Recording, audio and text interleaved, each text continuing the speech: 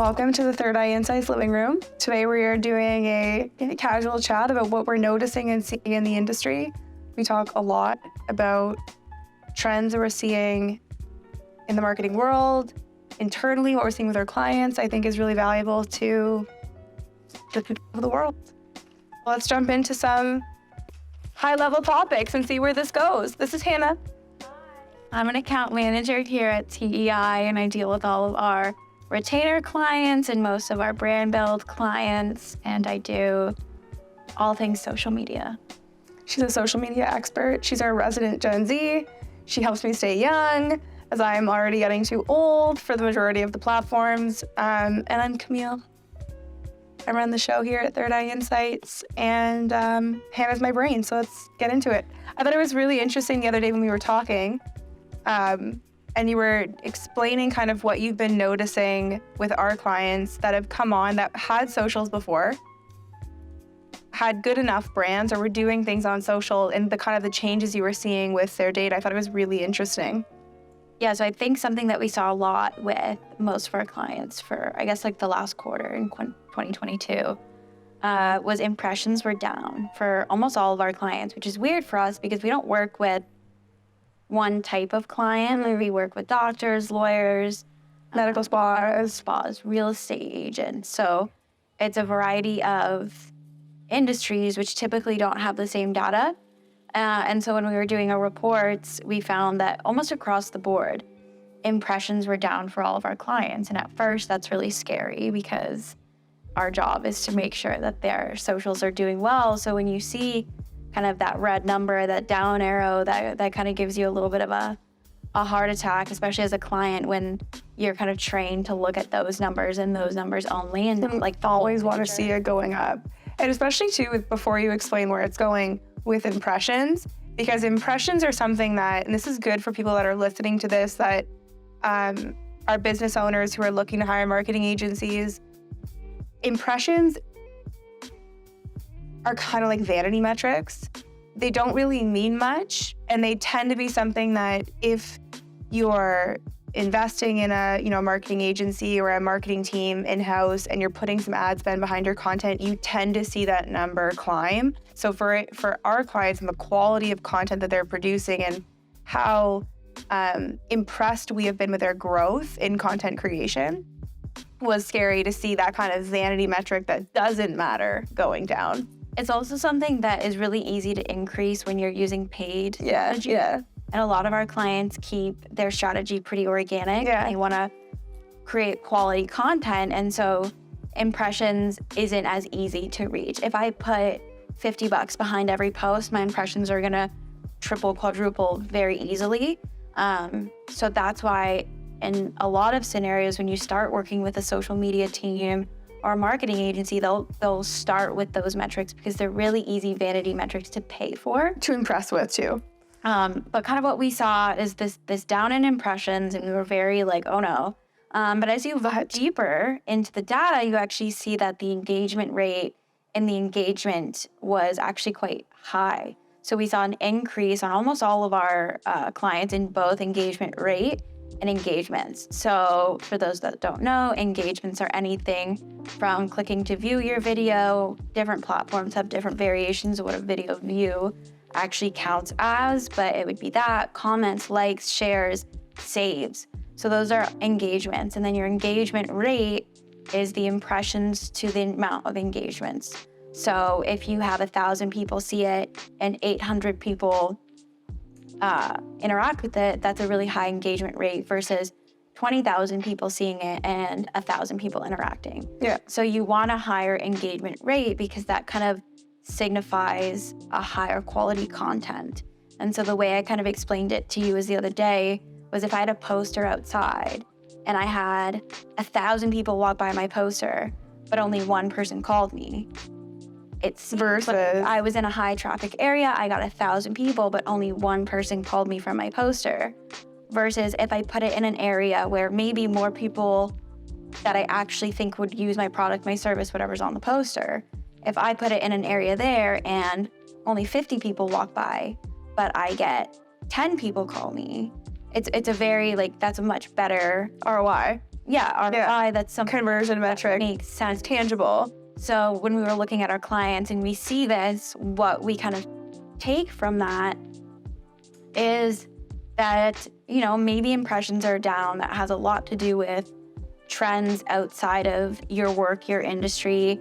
It's social media trends in a whole. So right now, TikTok is kind of all the rage and people are spending more time over there.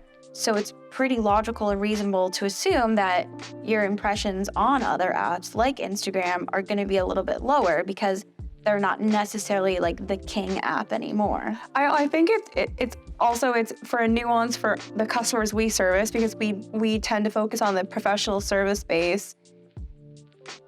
Because the content that we're focusing on is very personalized, very organic, the algorithm is doing a better job of serving that content to who would actually benefit from it. And I think this is an important takeaway from people watching this and listening to this, that you shouldn't be chasing or wanting huge numbers if you can't service huge numbers, right? So I did a video on a client nightmare story. It's a few years back. This lawyer who works only in Toronto can really only service maybe provincially, but predominantly in one city, wanted to have a follower count comparable to A-list celebrities like the Kardashians. And it didn't fundamentally make sense. Like, Kim Kardashian sells products, right? So she can sell a million widgets to her 40 million followers. But if you're a service provider, you're selling time. So you can only service a specific client base. So having a higher engagement rate but lower impressions is more valuable for your marketing dollars, because that's what you're actually hiring an agency to do, is to make you money, right? To have 500,000 impressions, if you work in a small town in Ontario, it means nothing to you, right? And especially I find we're doing a good job now of qualifying this, but a few years back when I was newer to this and needed to be better at managing client expectations, everybody wanted virality. And virality is great. It can be good for you. It's great for a digital marketing agency that can service people all over the world. But virality doesn't help you if you have a brick and mortar massage shop in downtown Toronto. Like it only works if you're reaching customers that you can service. Well, also for a lot of our clients, lawyers, they're only registered to work in one area. Yeah. They can't practice law. Yeah. Somebody from, Florida was like, hey, you're from Toronto. You seem like a great lawyer. I want you. But can't work with you. Sorry, that's not my jurisdiction. Yeah. So that's kind of the hardest issue with. Same with real estate. Yeah. And medical spas have a fixed location. Yeah. And that's the hardest issue to translate to people who are seeing digital marketing. Really, it started as product-based. It started as Instagram is so easy to sell your product. Facebook is easy to get your, the word out there and run those ads to sell product. And if you have a drop shipping business where, it's very easy to facilitate international shipping, you can do that. That's easy. That's why TikTok makes sense. If you go viral on TikTok with a product, you're set. You're good. Yeah. But when it's something like a service that's limited geographically, that makes it harder to understand. Success. Well, yeah, to understand that while having 10,000 followers would be cool, that's not 10,000 clients. Yes. And that's even a conversation that we can even get into too, where having virality, having a higher content count, follower count can increase your credibility in certain industries, especially in real estate. If you have more followers and you've got really great content, but it can't be bought. It has to be organic. And that doesn't also happen overnight. And that's another thing kind of to what we're speaking about is, and probably maybe a good pivot, why we started doing data reports quarterly instead of monthly. Because the snapshot of the data reports we were taking monthly were too isolated to really say something meaningful. And seeing something impressions being down versus engagement being up, that made sense to talk about because you're looking at it over a quarter. And when we saw that over a quarter that was consistent with over all the clients. All of our clients, that became tangible data instead of, in October, this client happened to be up, but in November they were significantly down, right? And you don't really see that on the quarterly, you see it as a bigger picture. And sorry, to further that, and I want your opinions too on the kind of the quarterly to the monthly, but to further that, the point that I was trying to make with the follower count and the higher like views, etc., that's a long-term goal, right? It doesn't happen right away. We had a video go viral, but it took us 10 months, 8 months to get that, like constant words. Yeah, so if you're only looking at, so that can work, that credibility exists, but it doesn't exist overnight. It's also not something you can pay for necessarily. No. You can't come to me and I have a viral video idea for you that's going to work, and you walk out the next day with your 20,000 followers. Yes. I can't predict. I can give you all of my crystal ball. Yeah, I can give you all of the tools. I can be up on the trends. I can understand how these platforms work and how that works with what you're offering, and try to give you prompts for your videos that could get you virality or give you content that really works for you. But I'm never going to be able to tell you, oh yeah, when you post this, it's going to go crazy. It's going to go viral. Well, and that's we're living proof of that. the videos that have done the best to date, we didn't think we're going to be the ones that did the best. I'll watch videos all the time, and I'll be the first to admit, I'm like, this one's great. I think this is awesome. 800 views. This one I hate. I look horrible. I don't want to post this. 1 million views. And it's interesting, but the another kind of piece to that, which I don't think service providers understand quite enough, is digital marketing and investing in creating content is so vital to your business. And it's really hard to put a value price tag on cost, because based off of even what you said, a video concept that we can pitch to them may need to be redone 4 different times to figure out what background sound, what delivery, what headline, what hook, what edit cut performs the best. And you have to pay people to do that, right? And it's really hard to quantify the value in content creation when it can take 8 to 12 months. So that's why having reasonable expectations for when it's going to be successful, working with someone to kind of do the quarterly data report so that you're not looking for that ROI in the first 2 months. I've done 2 data reports. Where's the money, right? Allowing kind of the process to be slower and more organic, and really seeing digital marketing as the lifeblood to your business. We always say, a good rule to follow is 10% of your gross revenue should go to marketing. That's both labor and advertising, but that's for maintenance. That's not for brand launching. That should be around 15 to 20%, and the cost to build your brand is significantly more, because that's a one-time investment that you should break up over the course of a few years. Depreciate that as an asset, because it is. But I also want more of your kind of thoughts on the transition from the 1 month to the quarterly data reports. Yeah, so I think internally, we look at data all the time. Yeah. Every month when I'm... It's a lot of work. Well, when I'm creating the strategy for each of my clients every month, I'm not going in willy-nilly, just oh, this seems fun. It's looking at what's done well, remembering what maybe did well last year at this time and what topics people were talking about. It's looking at search terms that are really popular right now in that area, on that industry. So we look at the data all the time, but when you're showing that to a client all the time, I know some agencies do a weekly report for their clients, which I think is crazy. But when you show them that all the time, you get these tiny, it's either going to be a really good reaction or a really bad reaction. And it's kind of giving your clients almost anxiety about it, because they know every month something's coming. It gives me anxiety about it. Likely than not, it's going to be down for 3 months in a row, right? Or it'll be up for 4 months. It doesn't necessarily... it's going to feel like they keep getting bad news, even if it's not. And most of the time, our data reports when we were doing them monthly, they were good, but there was always going to be that one piece that would make the client nervous. So whether the impressions were down or video views were down, but those can be kind of, maybe we didn't post 4 videos that month. Maybe we only got 2 out because the 2 other ones didn't get approved, right? Like, there's so many things that happen in a month that can change the like monthly statistics. So if 14 posts went out instead of 16 or whatever it is. Longer months, shorter months. February is always going to be down because there's 28 days, right?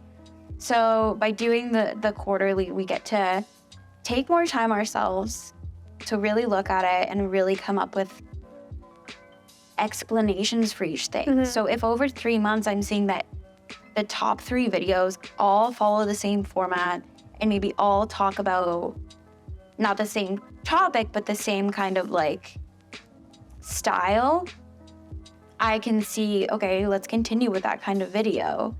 Versus when I have only a month, I have 4 videos to work from, right? Because if we are doing once a week, Yeah, totally. or whatever, there's a smaller pool of things to look at, so you'll notice less patterns. Totally. So what I've noticed with the quarterly report is I can pick up on patterns really quickly. So some of our clients, we noticed that a lot of their top performing content was like that more organic graphic content where it's like behind the scenes or real photos. real in life things that people like to see. And that's a trend that's happening across Instagram as well. It's just like people don't care about that curated feed anymore. Totally. They want real, they want. And that's actually, not to stop your train of thought, I think that I know that there's a digital renaissance happening where before it was like over-filtered, like perfectly posed, curated, Color palette. experience. That doesn't work. And that's why TikTok's boomed. Like, it gives you that rawness of humanity. Like, it allows you to like actually connect. Like, we know that it's all fake when it's like posed and curated. And that's why you're seeing like swipe throughs and this trend of like unfiltered photos and like more like this video, real, raw content. And we have the data to prove it. It works in any industry. Like, even the highest, the most like respected and touted professions, like lawyers and doctors, their content when they're posting a photo with their kids does the best, because the people that follow you as a professional, they're either past clients and they feel connected with you, or they're people that want to work with you, that want to see that you're human.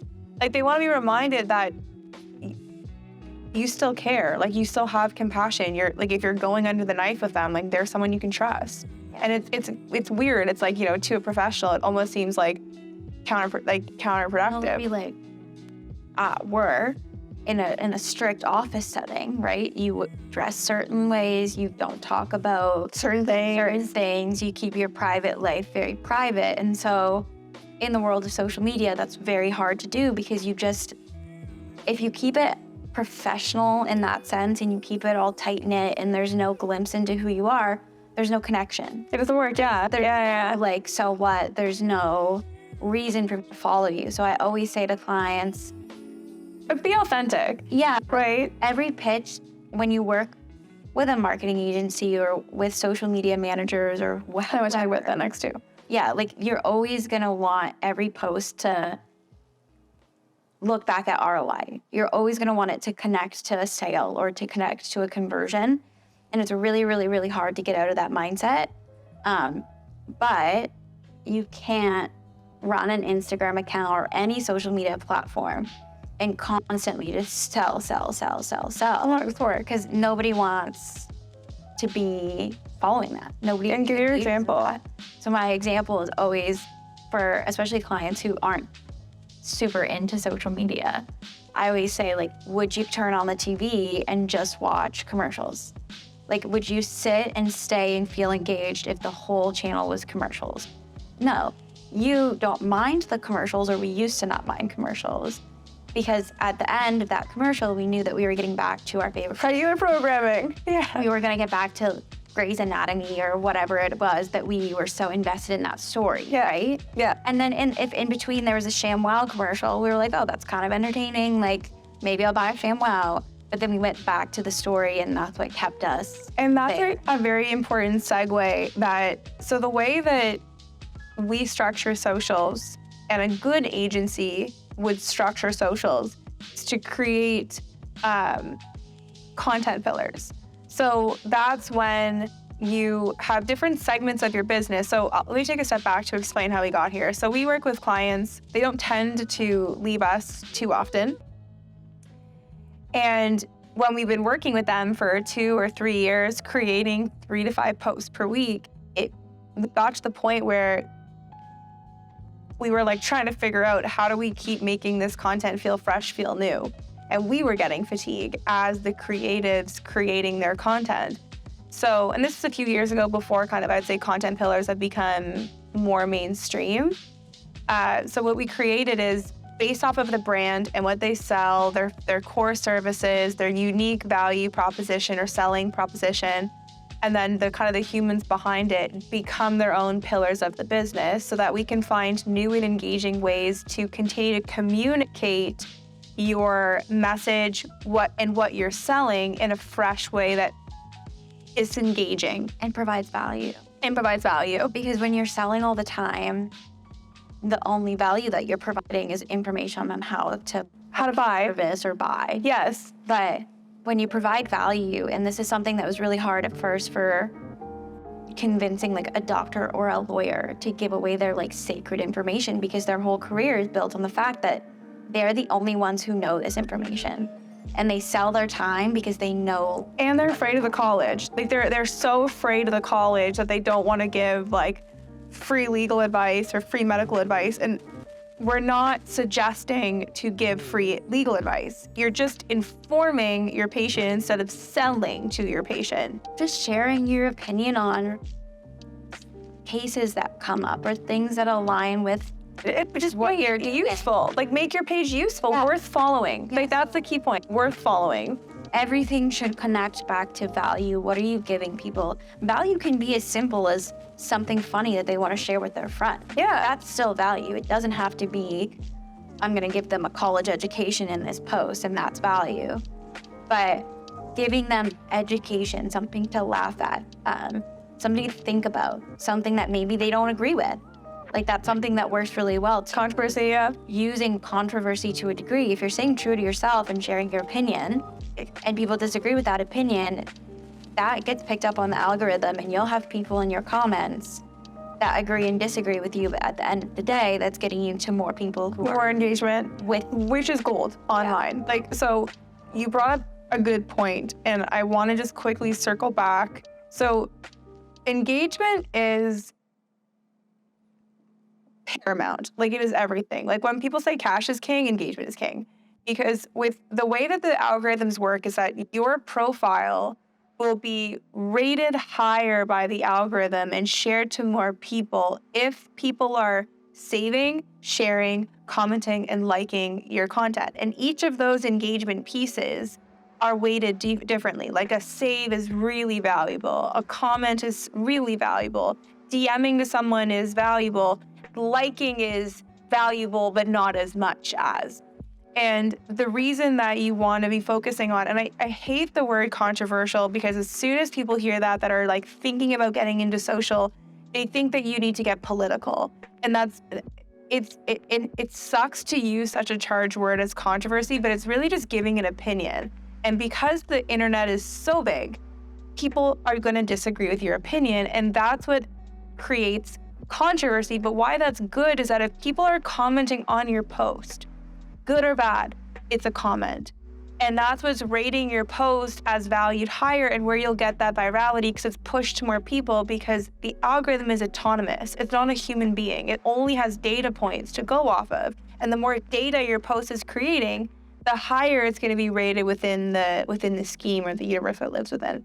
Yeah. So people on the internet are way more likely to engage when they disagree than when they agree. But what happens and we have posts where you'll get a few disagreements in the comments, but then you have people who come into your comments just to respond to that disagreement. Yep. Right? So you have people who would have maybe otherwise just liked it or just swiped by or just, watched the video or read your post and been like, I agree, gone. But now when they see that someone in the comments was like, no, you're stupid, I don't agree, this is blah, blah, blah, they feel a bit of a charge, an emotional connection, and they want to respond to that emotional connection. So you find that it's way easier to get people who agree with you to interact once people disagreed with you. Yeah, totally. Because as humans on the internet, unfortunately, you get more of an emotional charge when you're just like ready to disagree, like fight. But when you like something, you'll maybe send it to your friend, maybe you'll like it, but it's very, unless you've like really, really connected, it's so funny you say that. I actually had that experience viscerally recently with this post I saw on 6Buzz, which is like a news channel here in Toronto, and I never feel the impulse to comment. News channel is a bad. Well, it's a site that posts local news. It's news headlines. I wouldn't say it's a verifiable place, but it posts news community updates. Yeah, but it's also like, it does talk about like crime in the city. It's kind of that like gray, like social, I wouldn't call it a rep news source, but it does share news. Like you'd fact check it after, but it's a good source to get the initial soundbite. But I was like, for the first time, actually wanted to comment, and I would never comment, and I actually decided not to comment because I didn't want to get attacked on Instagram. But I had that feeling only because I disagreed, and it's not because I agreed, because usually I'm just like, yeah, whatever. Wow, that's crazy. Keep going. But what I also wanted to bring up back with the brand pillar points, when we were talking about why the organic content did so well across the board, is because we have that data. So when we create a month of socials, we have that kind of traditional kind of selling-ish content. We have the like informative video content where they're educating. We'll have a graphic of whatever we're highlighting that month. And then we may throw in an organic photo of the doctor behind the scenes or behind recording or with their family for family day. When we're looking at the snapshot of what graphics perform best over the quarter, the fact that the 3 posts that we rank first, second, and third are organic photos is an actual strong data pool. And it shows you that when we're utilizing all of the brand pillars, when we see it as a strategic marketing agency, how we need to capture and sell, because at the end of the day, we still understand our mandate is to make our clients money, and we see what's best performing, that tells you as the business owner, you got to focus on adding in organic content to maintain engagement. But it's also so different because like a lot of the controversy you get on your videos are people who assume you're talking about product marketing, and that's completely different. So on socials, if you're running a business and selling products, chances are nobody cares who's behind that. Like, right? Like nobody cares where they get their lip gloss or to a degree. Yeah. So when we say on our clients that we're sharing family photos and things, it's because they're selling themselves. Yes. And they need to share that like they're a person that is worth connecting with. And even in some cases our clients are family owned and operated businesses. So it's a key pillar of their brand. Totally. To show their family. So I think that's also a thing that gets like misconstrued is when we talk about this stuff, we're talking about service providers, we're talking about people who are selling themselves and their time. And it's a very different ballgame when you're talking about products and making a product line that's selling. That's completely different, where you'd still use, there's a lot of brands who still use like their brand ambassador, whether that's the owner or some sort of celebrity or a celebrity who is the owner. They use that tactic, but they use it differently. And I think that's just something that always gets confused when we're talking about it or when you're talking about it. It's totally different. It's interesting because I hate saying it's totally different when I also say there's a lot of things that we can take from it. I think that's worth quickly clarifying. Product marketing is, I think it's hilarious. I was going to say is the Super Bowl of marketing. And the Super Bowl is a perfect example of where product marketing is at its highest. But product-based marketing is always ahead of the curve because their cost per good sold is often quite low. They're in a very saturated market, and they're often owned by public companies, or they're in businesses where they have to always be beating the last quarter on a very low cost per good. So you have to have volume, right? When you're in the service industry, it's still competitive, it's still saturated, but it's not like being in a soft drink category, right? Where you have to, where the baseline or the benchmark to have your product taken off of the shelf when there's 40 other energy drinks, it's a very different experience. And especially when the customer may not be brand loyal. Like, you have to pay a lot of money as a customer, as a consumer packaged good to get that customer loyalty for a product. And where I'm going with this is we use a lot of themes, we use a lot of trends that we've analyzed and we've taken from product-based marketing because that's how we buy, right? Like, our whole approach to buying online and on social media has been shaped by how well products market on socials. First movers. They're the first movers. People are just now getting into services being sold online and using the digital world to sell their services. But before now, like, it was kind of word of mouth marketing. Totally. Is still their bread and butter. But product marketing, as soon as, Instagram and Facebook were a thing, it was like, okay, we're here. We're here. On TikTok, we're on it. Like, even in like the metaverse, like, brands got on it right away to start like advertising. But that's a key different point to what you're saying is service-based marketing is 15 years behind where product marketing is. And when we're coming in as talking as experts about marketing, and the difference between the two is we want our our professional service providers to start marketing at the same level of where products are, which requires a different approach. Yeah. And then also, it's hard to show examples to, for instance, a lawyer that comes to us. Yeah. They're like, oh, but I have a billboard in my town. I've got a website. I only built it 20 years ago. Like, it looks like it was built in 2007, but it functions. Yeah. Or they tell us that most of their customers or clients come from word of mouth marketing, but what's the first thing that you do when your friend tells you, oh, I work with this lawyer, I work with this realtor? You Google them. And that's just a reality of the world we're in, because even if I knew right off the bat that I wanted to call you, right? My friend said, hey, Camille's the best at what she does. Give her a call. If you Google her name, you'll find her. First of all, if I Google your name, I should find you. That's step one.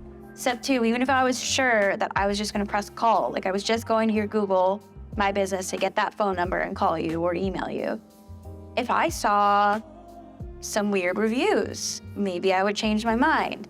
If I had to click through your website to get whatever email or phone number I was looking for, and it looked like it was built in 2007, I'm like, oh my God, do I trust my friend? Yeah. So, and while that's happening, there's other ads that pop up. There's potentially the ability for you to get distracted, to go somewhere else. And when we talk about the Google verification of the lead you were sent, there's opportunity cost of not being digitized, because even if you still get a client that comes through a referral, think of all the ones you're losing by not having that proper digital world or universe online. I want us to talk about for a lot of people that are entering into marketing, deciding that they need to outsource this, put this on someone else's plate. You had a really interesting point about kind of how to navigate that process and kind of what to expect from the agency approach versus kind of freelancer versus in-house marketing. And I want to kind of talk about what makes sense for who. Is there a combination? What is kind of the best approach for a business owner? Yeah. Well, the good thing about digital marketing is that at any budget, there's a space for you to get in. So a lot of the people that maybe want to work with us don't have that budget yet, or just don't know how it would work to work with an agency. And that's when they end up going with like a freelance kind of situation. And that can be great. And that's a really great way to get started in the world. Yeah. But there's limitations to that. So when you work with a freelance person, they're doing it on their own time. You don't know how many clients that they have. And if it's typically one person, that's one person's workload. If they want to work 40 hours a week, you have to get slotted into that. If they're working less, which a lot of people who are freelance are doing it on top of a full-time job. So you need to understand that when they're communicating with you, is going to be maybe after 5 p.m. or maybe over the weekends. And if that works for you, that's great.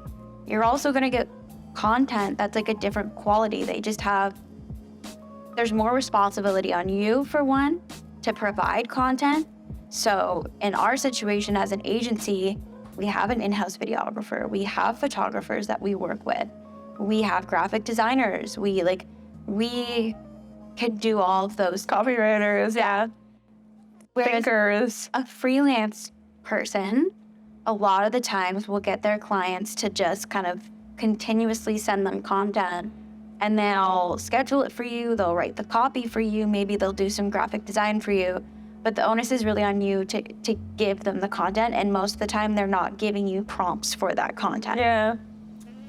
The second thing is their design style is going to be more a style it's going to follow their own style more than creating a style for you. So when you work with us or an agency, you'll get a brand guide, you'll get templates sometimes for content. You'll have a really, really keen design eye working on your brand and working on how your socials will match your website, will match everything else that gets put into play for your brand. And it'll look distinctly yours. Whereas when you work with a freelance person, most of the time they have a style and they have a niche that's worked for them. So they follow that. So it's very templated across most of their clients. So there's a lot of people even that we've seen clients work with who have someone who's doing freelance for them because 3 other people in their industry are also working with this one person. And then when you look at those 3 people, their pages all look relatively similar. They're all having the same style of post, the same content. It's just, a different color. Right?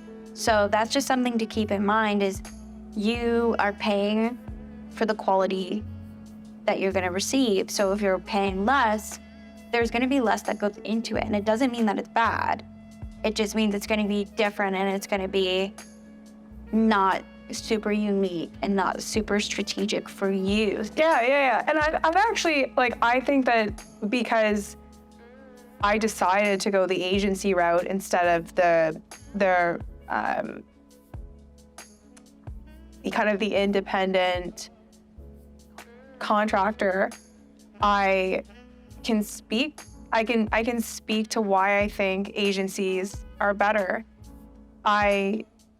Even though I love what I do, I think I'm good at what I do. I don't have the final opinion, right? And that's why it's especially when you're working across brands, you're putting a whole lot of trust in someone when it's more or less subjective to make decisions on their own for the lifeblood of your business, which is your marketing, right?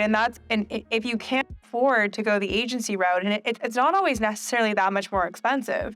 It's a different approach to your marketing and your branding. Marketing isn't one thing.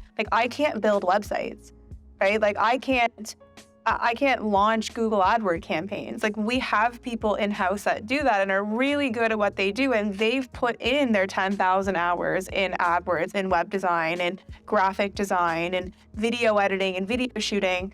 And that to me is really important because when you're actually trying to differentiate yourself from the competition, you shouldn't have something that is cookie cutter to your competition or the exact same. It's not strategic. It's not separating yourself. And that's one of the biggest things that service providers suffer from is their brands all look the same and there's no differentiation. And the onus is on the customer to try to navigate who the best person is for the job when it's all the same. And that's kind of one of the bones that I have to pick with this situation that we don't find ourselves in often, but when we do find ourselves in kind of having this conversation to educate clients is hiring, any given account in our company has 4 to 5 people that work on it monthly, which has to cost more than one person working on your account for the whole month. Most of the time when you're doing freelance social media, they can't do your Google ads for you. They can't update your website for you unless it's a Squarespace, or even Shopify sometimes is too difficult for just somebody who's doing it on the side to be up to date. You're not getting the same thing. If you're also like with us, yeah, there's 5 people working on an account, but if it's my account, my eyes are on all of those aspects, and I know when they look different. Well, they're all brand. Like I know that across the board, everything looks seamless. And if you went from Instagram to their website to LinkedIn, you would understand that it's the same business and you have that flow. Yeah. And you miss that when you have somebody, a lot of people were like, oh, I have a web guy. Oh, I have a socials girl. Oh, I have like a Google Ads person. So they had all these people who aren't communicating. And are working together, Working together, and they have different goals, they have different objectives, they have different fonts, colors. Like, there's so many things that seem so menial and like tiny. Like, is it really And that's also, different? that also poses the question of like, what role do you want to play in your marketing, right? Like, if you want to be the driving force and you're someone that really doesn't think anybody else can do your marketing better and you're just kind of outsourcing the actual like labor, it could make sense. But I think that even if we don't get into like making this conversation more complicated, like talking about web, like talking about AdWords, and the only reason why I brought that up is it's not socials alone that will typically drive your business. Like, they all do work together, and it's how a customer kind of travels through the funnel and how you explained it. Like, a lot of people find us off of TikTok, but the next step after TikTok is checking out my website, checking out socials, seeing if everything that it verifies the feeling and the experience they had. I think the one thing that you brought up before that was really astute is that it's difficult for a freelancer, in our experience, to remove themselves objectively from their own style. And you're getting their approach on your brand, and it tends to look the same across their portfolio.